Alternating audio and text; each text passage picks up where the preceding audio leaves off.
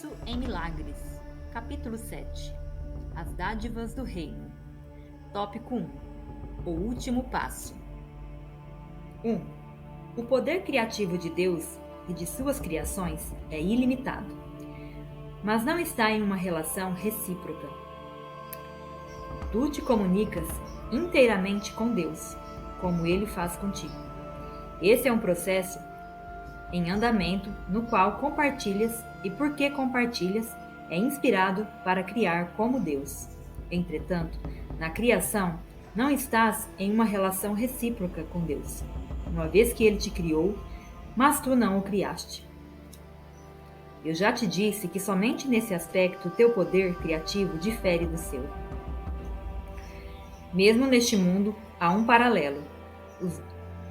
Os pais dão à luz às crianças, mas as crianças não dão à luz aos pais. Contudo, elas dão à luz às suas crianças e assim dão à luz como os seus pais. 2. Se criasses a Deus e Ele te criasse, o reino não poderia aumentar através do seu próprio pensamento criativo. A criação seria, portanto, limitada e tu não serias co-criador com Deus.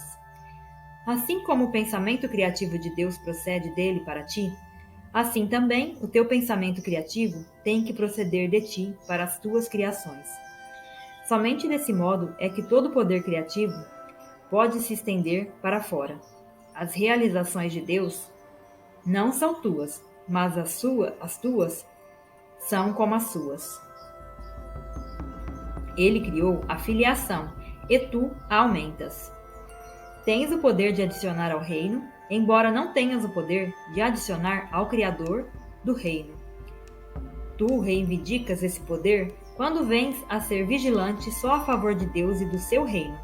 Ao aceitar esse poder como teu, aprendes a lembrar o que tu és. 3. O lugar das tuas criações é em ti, assim como o teu lugar é em Deus. Tu és parte de Deus, como os teus filhos são parte dos seus filhos. Como os teus filhos são parte dos seus filhos. Criar é amar. O amor se estende para fora simplesmente porque não pode ser contido.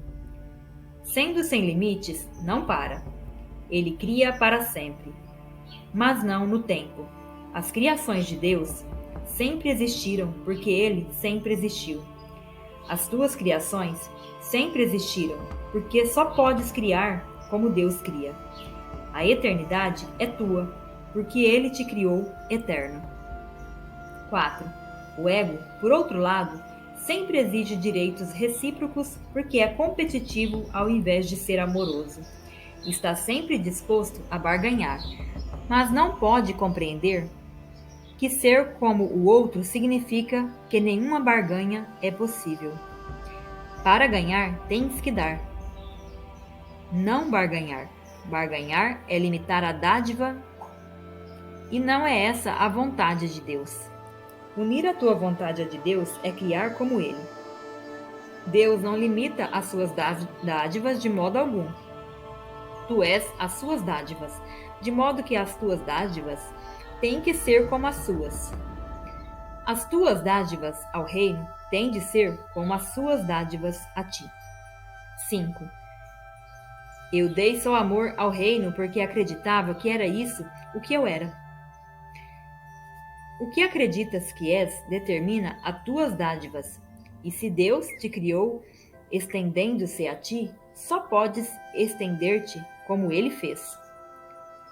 Só a alegria aumenta para sempre, já que a alegria e a eternidade são inseparáveis.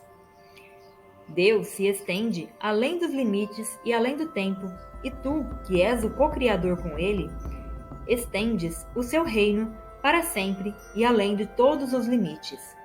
A eternidade é o selo indelével da criação. O eterno está em paz e alegria para sempre. 6. Pensar como Deus é compartilhar a sua certeza do que tu és, e criar como Ele é compartilhar o amor perfeito que Ele compartilha contigo. O Espírito Santo te conduz a isso para que a tua alegria possa ser completa, pois o reino de Deus é íntegro. Eu tenho dito que o último passo no despertar do conhecimento é dado por Deus. Isso é verdadeiro, mas é difícil explicar em palavras, porque as palavras são símbolos e nada do que é verdadeiro precisa ser explicado. No entanto, o Espírito Santo tem a tarefa de traduzir o inútil em útil, o sem significado em significativo e o temporário em intemporal. Ele pode, portanto, dizer-te alguma coisa a respeito desse último passo. 7. Deus não dá passos porque as suas realizações não são graduais. Ele não ensina porque as suas criações são imutáveis. Ele não faz nada por último porque criou em primeiro lugar e para sempre. É necessário compreender que a palavra primeiro, quando aplicada a ele, não é um conceito de tempo. Ele é primeiro no sentido de que é o primeiro na própria Santíssima Trindade. Ele é o Criador primeiro, porque criou seus co-criadores. Como ele o fez, o tempo não se aplica nem a ele e nem ao que ele criou. O último passo que Deus dará era, portanto, verdadeiro no início, e é verdadeiro agora e será verdadeiro para sempre. O que é intemporal está sempre presente, porque tudo o que é eternamente imutável, é eternamente imutável. Não muda por aumentar, porque foi para sempre criado para aumentar. Se tu o percebes como se não estivesse aumentando, não conheces o que é isso. Também não conheces quem o criou. Deus não te revela isso porque isso nunca foi escondido. A sua luz nunca foi obscurecida, porque é sua vontade compartilhá-la. Como é possível que o que é inteiramente compartilhado possa ser negado e então revelado? Tópico 2. A lei do reino. 1. Curar é o único tipo de pensamento nesse mundo que se assemelha ao pensamento de Deus. E, devido aos elementos que ambos compartilham, pode facilmente transferir-se para ele. Quando o irmão percebe a si mesmo como doente, está se percebendo como se não fosse íntegro e, portanto, necessitado. Se também o vês desse modo, está vendo-o como se ele estivesse ausente ou separado do reino, fazendo com que o reino em si se torne obscuro para ambos. A doença e a separação não são de Deus, mas o reino é. Se obscureces o reino, estás percebendo o que não é de Deus. 2. Curar, então, é corrigir a percepção em teu irmão e em ti mesmo, compartilhando o Espírito Santo com ele. Isso coloca ambos dentro do reino e restaura a integridade do reino na tua mente. Isso reflete a criação, porque unifica por aumentar e integra por estender.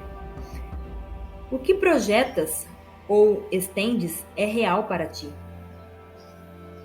Essa é uma lei imutável da mente nesse mundo, assim como no reino. Contudo, o conteúdo é diferente nesse mundo, porque os pensamentos que ela governa são muito diferentes dos pensamentos do reino. As leis têm que ser adaptadas à circunstância, quando se quer que elas mantenham a ordem. A principal característica das leis da mente, assim como operam esse mundo, é que, obedecendo-as, e eu te asseguro que tens que obedecê-las, pode chegar a resultados diametralmente opostos. E isso é assim porque as leis foram adaptadas às circunstâncias desse mundo, no qual resultados diametralmente opostos parecem possíveis, porque tu podes responder às duas vozes conflitantes. 3. Fora do reino, a lei que prevalece dentro dele é adaptada para, abre aspas, o que projetas, tu acreditas. Essa é a forma na qual ela pode ser ensinada, porque fora do reino o aprendizado é essencial. Essa forma implica que vais aprender o que tu és a partir do que tens projetado sobre os outros e, portanto, acreditas que eles sejam. No reino não há ensino ou aprendizado, porque não há crença. Só há certeza. Deus e seus filhos, na segurança do que é, têm o conhecimento de que o que tu estendes, tu és. Essa forma da lei não é adaptada de modo algum, sendo a lei da criação. O próprio Deus criou a lei, criando através dela, e seus filhos que criam como ele, a seguem com contentamento, tendo conhecimento de que o aumento do reino depende dela, assim como dependeu a própria criação deles. 4. As leis têm de ser comunicadas se é que serão úteis. Com efeito, elas têm que ser traduzidas para aqueles que falam línguas diferentes. No entanto, um bom tradutor, embora tenha que alterar a forma do que traduz, nunca muda o significado. De fato, todo o seu propósito é mudar a forma de tal modo que se mantenha o significado original. O Espírito Santo é o tradutor das leis de Deus, para aqueles que não as compreendem. Não poderias fazê-lo por conta própria, porque uma mente conflitada não pode ser fiel a um único significado, e irá, portanto, mudar o significado para preservar a forma. 5. O propósito do Espírito Santo ao traduzir é exatamente o oposto. Ele traduz só para preservar o sentido original em todos os aspectos e em todas as línguas. Portanto, ele se opõe à ideia de que as diferenças na forma são significativas, sempre enfatizando que essas diferenças não importam. O significado da sua mensagem é sempre o mesmo. Só o significado importa. A lei da criação de Deus não envolve o uso de verdade para convencer seus filhos da verdade. A extensão da verdade, que é a lei do reino, se baseia apenas no conhecimento do que é a verdade. Essa é a tua herança e não requer nenhum aprendizado, mas quando deserdaste a ti mesmo, viesse a ser um aprendiz da necessidade. 6. Ninguém questiona a conexão entre o aprendizado e a memória. O aprendizado é impossível sem memória, já que tem que ser consistente para ser lembrado. É por isso que o ensinamento do Espírito Santo é uma lição em lembrar.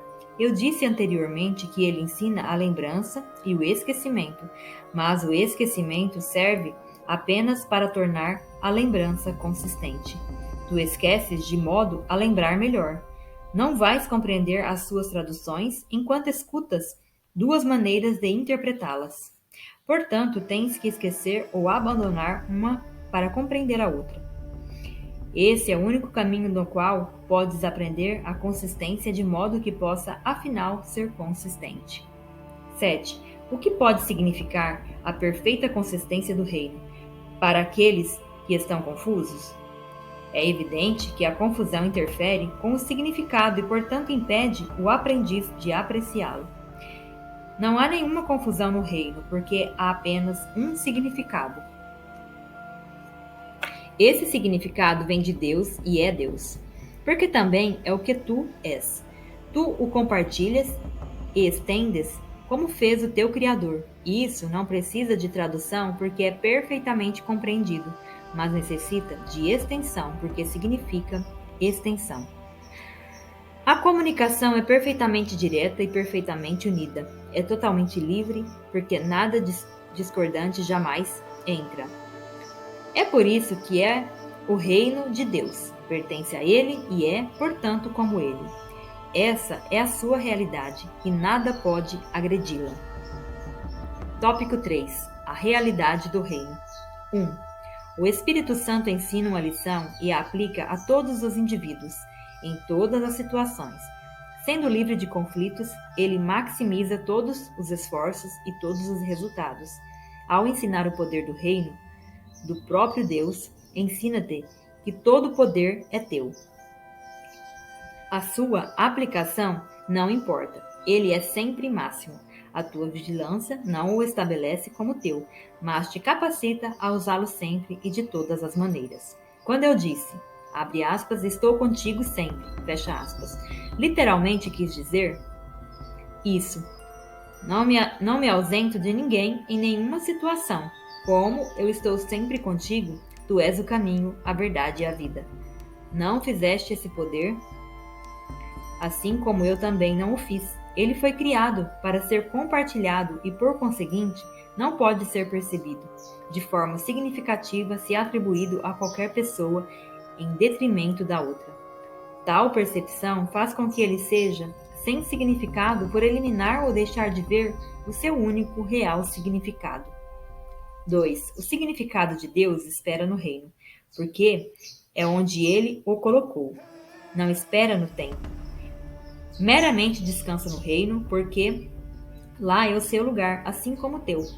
Como é possível que tu, que és o significado de Deus, percebas a ti mesmo como se estivesse ausente dele? Só podes ver a ti mesmo como se estivesse separado do teu significado, vivenciando-te como irreal. É por isso que o ego é insano, ensina que tu não és o que és. Isso é tão contraditório que é claramente impossível. Essa é, portanto, uma lição que não podes realmente aprender e, portanto, não podes realmente ensinar. Porém, está sempre ensinando. Por conseguinte, tens que estar ensinando alguma coisa, mesmo que o ego não saiba o que é. O ego, então, está sempre sendo desfeito e suspeita dos teus motivos.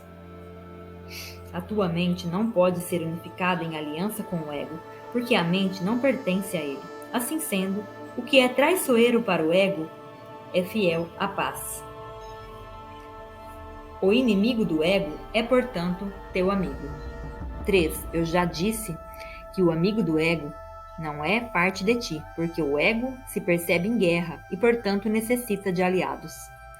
Tu que não estás em guerra, tem que procurar irmãos e reconhecer como irmãos todos aqueles que vês, porque só os iguais estão em paz.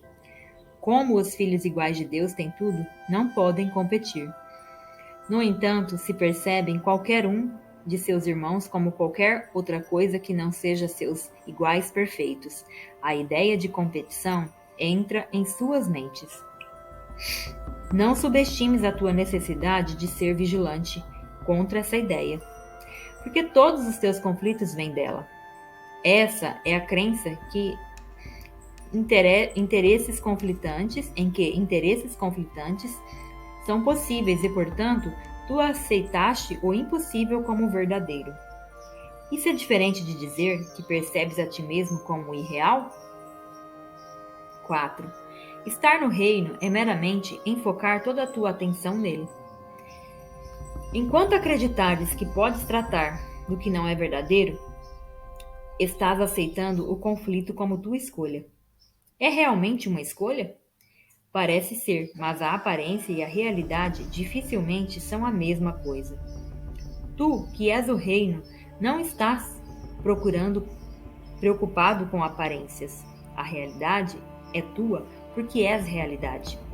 É assim que ter e ser, em última instância, se reconciliam, não no reino, mas na tua mente. Lá, o altar é a única realidade. O altar está perfeitamente claro no pensamento, porque é um reflexo do pensamento perfeito. A tua mente certa vê só irmãos, porque só vê na sua própria luz. 5. O próprio Deus iluminou a tua mente e a mantém iluminada pela sua luz, porque a sua luz é o que é a tua mente. Isso está totalmente além do questionamento, e quando o questionas, és respondido. A resposta simplesmente desfaz a questão, estabelecendo o fato de que questionar a realidade é um questionamento sem significado. É por isso que o Espírito Santo nunca questiona. Sua única função é desfazer o questionável e assim conduzir à certeza. Os que estão certos são perfeitamente calmos, porque não estão em dúvida. Não levantam questões porque nada de questionável entra em suas mentes. Isso os mantém em perfeita serenidade, porque isso é o que compartilham, conhecendo o que são.